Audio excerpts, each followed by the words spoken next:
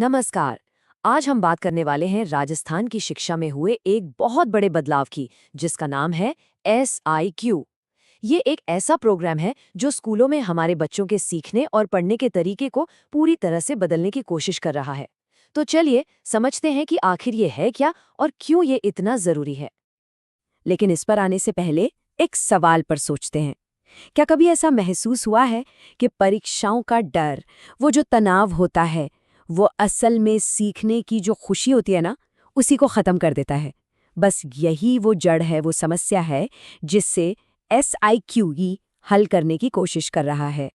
तो इस चुनौती का जवाब है state initiative for quality education, यानी कि SIQE। ये क्वालिटी एजुकेशन के लिए राजस्थान सरकार की एक बहुत ही खास पहल है। तो आखिर ये SIQE है क्या? आसान शब्दों में समझें तो ये राजस्थान के सरकारी स्कूलों में क्लास 1 से 5 के बच्चों के लिए बनाया गया एक प्रोग्राम है। इसका मकसद है पढ़ाई के तरीके को बेहतर बनाना, और इसके लिए ना 3 खास चीज़ों पर जोर दिया गया है। पहला, सब कुछ बच्चे को ध्यान में रखकर करना। दूसरा, खेल खेल और एक्टिविटीज से सिखाना। और तीसरा, लगातार ये देखते रहना कि बच्चा कितना सीख रहा है। अच्छा, ये प्रोग्राम कोई रातों रात नहीं आया। इसकी कहानी शुरू होती है 2009 के शिक्षा के अधिकार कानून से। फिर 2010-11 में जयपुर और अलवर के कुछ स्कूलों में इसे टेस्ट किया गया। जब नतीजे अच्छे आए तो अप्रैल 2015 में यूनिसेफ जैसी संस्थाओं के साथ मिलकर इसे और पक्का किया गया, और फिर 2015-16 से ये पूरे राजस्थान में लागू हो गया। अगर हम इसके मकसद को देखें ना, तो एक बात बिल्कुल साफ हो जाती है। इसका लक्ष्य सिर्फ किताबी ज्ञान देना नहीं है।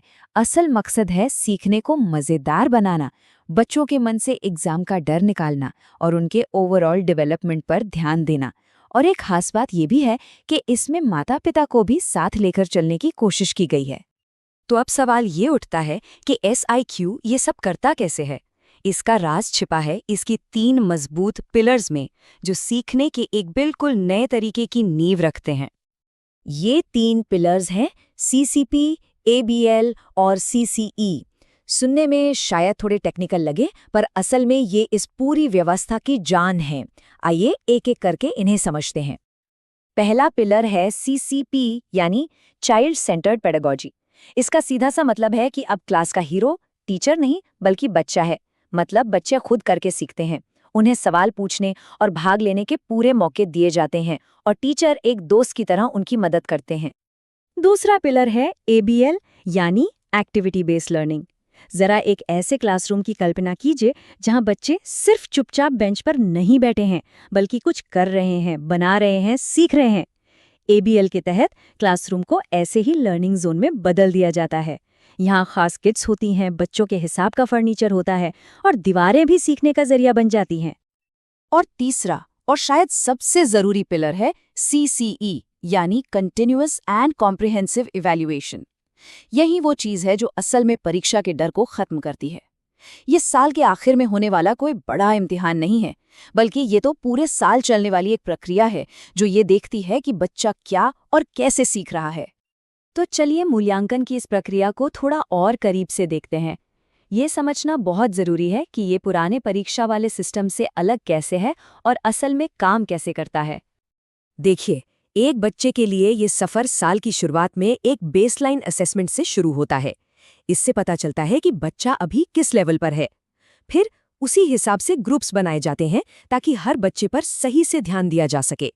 इसके बाद तो टीचर क्लास की एक्टिविटीज के दौरान ही लगातार देखते रहते हैं, और हर बच्चे की एक फाइल बनती है जिसमें उसकी पूरी प्रोग्रेस का रिकॉर्ड होता है।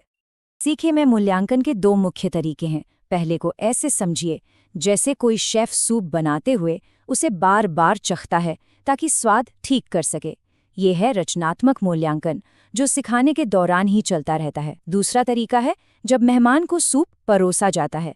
ये है योगात्मक मूल्यांकन, जो हर टर्म के आखिर में होता है, ये देखने के लिए कि बच्चे ने उस दौरान कुल कितना सीखा। और सबसे ज़बरदस्त बात है इसकी ग्रेडिंग सिस्टम। यहाँ पास या फेल वाला कोई चक्कर ही नहीं है।